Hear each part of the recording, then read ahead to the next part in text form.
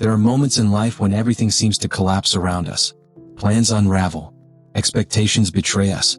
People we trust turn away and the world grows loud with chaos. But in the middle of this storm, some people don't flinch.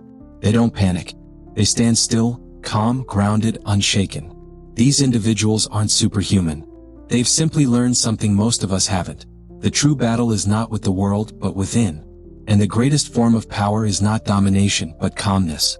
Stoic philosophy has long taught that the wise do not seek to control the uncontrollable, but instead to master their own responses.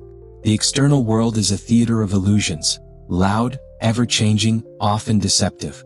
But within each of us lies a quiet space, a stronghold untouched by the noise. It is there, in the domain of the mind, that our success is forged or forfeited. James Stockdale understood this better than most. Before he was a decorated admiral, he was just a man. But what separated him from others was not his rank or uniform, it was what happened when everything was stripped away. In 1965, Stockdale's plane was shot down over North Vietnam. He parachuted into a world of captivity, torture, isolation, and psychological warfare that would last over 7 years. 7 years without certainty. 7 years of pain. 7 years in which the only thing he could control was his mind. What kept him alive wasn't brute force. It wasn't hope for rescue. It was stoicism. He clung to the teachings of Epictetus, the former slave-turned-philosopher who taught that while we can't always choose our circumstances, we can always choose our attitude. Stockdale would later say, "I never lost faith in the end of the story." But he also cautioned against blind optimism. He observed that those who expected to be rescued by Christmas, then by Easter, then by Thanksgiving, often died of broken hearts. They failed to face the brutal facts of their reality. And that's what made his perspective so powerful. He accepted the harshness of his moment while holding faith in a better future. That's stoicism. That's calmness. And that's where true success begins. We live in a world that worships speed, noise, and reaction. But speed without direction leads to burnout. Noise without clarity breeds confusion. And reaction without reflection? That's how lives unravel. To cultivate calm in the middle of life's storms is not weakness. It's a supreme strength. Calmness is clarity. Calmness is control. Calmness is the foundation on which unshakable lives are built. But how do we train for calmness? How do we turn philosophy into practice, especially when everything around us demands urgency, drama, and panic? Let's begin with the first Stoic principle. You are not disturbed by things but by your opinion of things. Epictetus said this not to minimize our experiences but to show us the doorway to freedom. Two people can face the same event, a job loss, a breakup, a rejection, but walk away with entirely different states of mind. One collapses, the other adapts. The difference lies not in the event itself but in the interpretation. Calmness comes when we choose interpretations that empower rather than defeat us. When we realize that most of our suffering is self-inflicted, we also realize we have the power to stop. The second lesson, control what you can. Release what you cannot. This is not passive resignation, it's fierce prioritization. We waste so much energy trying to control outcomes, opinions, weather, timing, other people's behaviors. The Stoics remind us that these are externals. They are not ours. What is ours? Our thoughts, our actions, our values, our words, our effort. If your house was on fire, would you try to control the flames with your bare hands, or focus on leading your family to safety? Wisdom is knowing where to place your effort. Calmness begins with that wisdom. Third, practice negative visualization. This may sound grim, but it's the key to resilience. Imagine losing the job. Imagine the flight getting canceled. Imagine the argument going badly. By contemplating these outcomes in advance, not with anxiety but with clarity, you prepare yourself emotionally. The Stoics did this not to dampen joy but to protect it. They knew that if you're not prepared to lose something, you'll never truly appreciate having it. And if it's lost, your calmness won't be. Fourth, embrace hardship as training. Life is not supposed to be easy, and that's a good thing. Marcus Aurelius wrote, "The impediment to action advances action. What stands in the way becomes the way." Every challenge, every moment of frustration, every delay, it's not blocking your path. It is the path. You weren't meant to succeed in spite of hardship, but through it. Calmness is not the absence of struggle. It's the presence of strength. Fifth, engage in hands-on tasks that ground the mind. We are too often lost in the clouds of overthinking. Thoughts spiral. Worries loop. But the body, when in motion, anchors the mind. Chop wood. Sweep the floor. Wash the dishes. Cook a meal. These aren't chores. They are meditations. The Stoics valued simplicity and routine for this reason. It brings us back to the present. And in the present, calmness lives. Sixth, design your mornings with intention. The first 30 minutes of your day set the tone for the rest. Marcus Aurelius used his mornings for reflection and clarity. In his meditations, he often reminded himself of what kind of day he might face, people being rude, events going sideways, and how he would meet it with dignity. You too can start the day with silence, with breath, with a reminder of what you value. Before the world demands your attention, give some to your own center. Seventh, cultivate a gratitude filter. Your mind scans the world for meaning. It can look for what's wrong or what's right. The Stoics weren't blind to suffering, but they trained themselves to notice blessings. Food on the table, a working mind, a friend's voice, sunlight, silence. Calmness is easier when you practice noticing what's already okay. Eighth, drop the illusion of control. So many of our stressors come from trying to script life like a movie, hoping every scene goes according to plan. But life is improv. You show up. You respond. You pivot. You keep going. Stockdale didn't control his captivity, but he controlled how he showed up in it. The man entered a prison cell. He left a legend. Not because life gave him peace, but because he brought peace to life. Ninth, use breath as a reset button. You carry with you always a tool for restoring calm, your breath.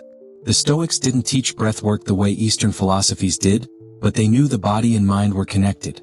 When your breath is shallow, your thoughts race. When your breath is slow, your mind slows too. Take one deep breath, then another, then another. There, calmness is already closer. 10th, surround yourself with stillness. The world is noisy, yes, but your environment can be shaped. Turn off unnecessary notifications. Step away from screens. Read instead of scroll. Write instead of worry. Talk less. Reflect more. Find spaces, physical or mental, that don't shout at you. They will restore your ability to stay calm when it matters most. And finally, accept the chaos without becoming it. You can walk through a storm without letting the storm inside you.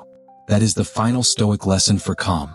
The world will swirl, people will rant, circumstances will shift, but you can remain composed. Not because you don't feel, but because you've trained yourself to respond rather than react. Calmness isn't gifted. It's practiced. It's earned. It's the reward of those who choose awareness over impulse, purpose over panic, and depth over distraction. If you're calm, you're dangerous, not because you threaten anyone, but because no one can shake you. Your mind is your most powerful tool. And when it's quiet, it becomes sharper than any sword. Let this be the start of your practice. We often forget just how much of our lives are determined not by what happens, but by how we interpret what happens. Two people can face the same loss. One falls apart. The other rises wiser. And if you observe long enough, you'll notice a pattern. The one who rises isn't necessarily stronger, smarter, or more capable. They're calmer. And that calmness is not passivity. It's precision. It's clarity. It's strength and stillness. James Stockdale wasn't calm because things were easy. He was calm because he decided to be. He had to find a way to hold the chaos at bay, not by fighting it head-on, but by going deeper within. In his darkest hour, he didn't escape his mind. He mastered it. He turned inward not to hide, but to lead. In his mind, he built routines. He kept a mental schedule. He communicated with other prisoners through taps on the wall. He maintained discipline, all while never knowing when or if he'd be free. And yet, he was more free than his captors, because calmness gave him dominion over himself. What's your prison? Maybe it's your job. Maybe it's uncertainty. Maybe it's your own overthinking. Maybe it's a toxic environment or a lingering fear of failure. Whatever it is, know this. You don't have to escape your circumstances to reclaim yourself. You have to shift your inner stance. And that begins with a mindset trained for calm. Let's expand on that training. Calmness isn't a singular moment of deep breathing in traffic. It's a way of life, a mindset, a set of principles you return to every day, especially when the pressure builds. Start with this. You don't owe anyone a reaction. That urge to respond instantly, to defend, to explain, to prove yourself, it's a trap. Not every comment needs your energy. Not every conflict deserves your attention. The Stoics would say, if it's not within your control, let it pass. Most people are addicted to reaction. They're pulled like puppets by the emotions of others. You don't have to live that way. Calmness is power precisely because it breaks that chain. It tells the world, you don't get to dictate who I am. And when you stop reacting, something strange happens. You begin to observe. You see patterns. You notice what actually matters. The person yelling isn't attacking you, they're revealing their own pain. The delay isn't personal, it's an opportunity to practice patience. The setback isn't a curse, it's a lesson. But none of this clarity is available if you're consumed by the urge to fight or flee. Calmness opens the door to wisdom. Now let's talk about habits. Calmness isn't just a mindset, it's a rhythm. You need practices that anchor you. Think of them like lighthouses, guides that bring you back when the waves get rough. One of those anchors is the power of daily reflection. Marcus Aurelius did it in his journal. Epictetus instructed his students to examine their conscience each night. What did I do today? What did I do well? Where did I lose my temper? Where was I wise? This isn't self-judgment. It's refinement. If you don't reflect, you repeat. But with awareness, you evolve. Calmness grows in the soil of reflection. Another anchor is deliberate solitude. The world is noisy, and sometimes we confuse movement for meaning. We chase productivity, stimulation, connection without asking why. But in solitude, we meet ourselves. We hear the subtle truths we usually drown out. Am I living by my values? Am I moving with purpose? Or just avoiding discomfort? The Stoics found strength in solitude not because they hated people, but because they knew that a clear mind requires quiet. Even just 10 minutes a day in silence, no screens, no conversations, can recalibrate your entire nervous system. Then there's the practice of detachment. This doesn't mean you stop caring. It means you stop clinging. You love your job, but you're not defined by it. You care about your goals, but you don't attach your worth to their outcome. You respect others, but their approval doesn't govern your self-respect. Detachment allows you to engage fully while remaining free. And that freedom? That's where calmness thrives. But let's get practical too. Calmness isn't abstract. It lives in your breath, your posture, your schedule. If your calendar is always full, your mind will be too. If your sleep is fragmented, your emotions will fray. So examine your environment. Are you designing a life that supports calm, or sabotages it? Are you leaving room for rest? Are you saying no to things that drain you? Are you spending time with people who calm your nervous system, not ignite it? Calm isn't just what you do, it's what you allow into your life. And when you start choosing calm, the world doesn't always applaud. Some will call you cold. Some will think you don't care. Some will push harder, hoping to break your silence. Let them. That's not your business. Your calmness is not for performance. It's not an act. It's a way of being that honors your sanity and your focus. You don't have to explain peace to those addicted to chaos. Let's return to Stockdale for a moment. One of the greatest insights from his captivity wasn't just how he survived, but how he helped others survive. He led. In silence, in taps, in gestures. Calmness is contagious. When you hold your center, others feel it. You become a mirror, reminding them that there's another way to be. You don't need a title or platform. Just a presence. The calmest person in the room often holds the most power, not because they dominate but because they don't need to. There's another Stoic concept here. Amor fati. Love your fate. Not just accept it, love it. Embrace whatever life hands you as if you chose it. This doesn't mean you want pain. It means you refuse to waste it. Whatever happens, you ask, how can this serve me? How can this shape me? That mindset? It's impenetrable. And it builds unshakable calm. Because now nothing can surprise you. Nothing is your enemy. Everything is part of your growth. Imagine if you met every frustration with, "This is training." Imagine if every delay became an invitation to slow down. Imagine if every insult lost its sting because your worth was anchored in something deeper. That's what Stoicism offers. Not perfection. Not a life without conflict. But the inner strength to walk through fire, and not flinch. We've been told that success is loud. That it's hustle. That it's domination. But look closer. The most impactful leaders, creators, thinkers, they're calm. They know when to act and when to wait. When to speak and when to stay silent. They conserve energy. They respond with intention. And that's why their influence lasts. You can start now. Even if your mind is noisy. Even if your past is chaotic. Even if your present feels like a mess. You don't have to wait for the world to settle. Begin with one deep breath. Then one clear thought. I will not be ruled by chaos. I will choose clarity. I will cultivate calm, not because it's easy but because it's necessary. This is your practice. And practice makes progress. Calmness is not the absence of storms. It is learning how to stand still while the wind howls. It is training yourself to remain clear while emotions tug at you from every direction. It is understanding that life will always have uncertainty, but your inner world doesn't have to mirror that chaos. And if there is one truth the Stoics want us to remember, it is this: we are not at the mercy of what happens.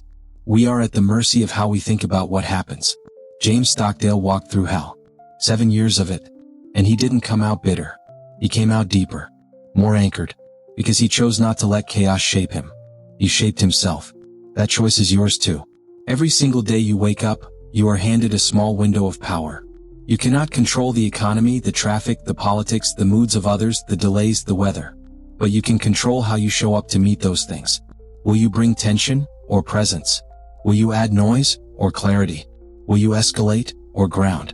And understand this: calmness doesn't mean detaching from action.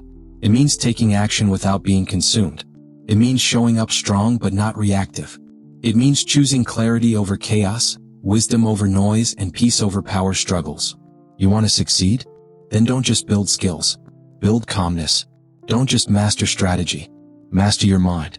Because in the end, the most powerful person in the room is rarely the loudest. It's the one who cannot be rattled. The one who listens deeply, responds thoughtfully, acts with precision. That person can be you. But it takes practice. It takes quiet reflection. It takes choosing every day to meet life with calm, not just when it's easy but especially when it's not. So let this be your reminder, not just today but every day going forward. Calm is not weakness. It's mastery. And the more you live from that place, the clearer your path becomes. The Stoics weren't cold. They were clear. They felt emotions but they weren't ruled by them. They experienced pain but they didn't let it define them. They faced life with open eyes and a calm mind. So now the question is yours to answer. Will you let the chaos control you? Or will you become the calm that cuts through it? You already know the answer. And the practice starts now. If this spoke to you, subscribe to Stoic Way for more timeless wisdom. Comment below. What has calmness taught you about success, and how are you cultivating it in your own life today?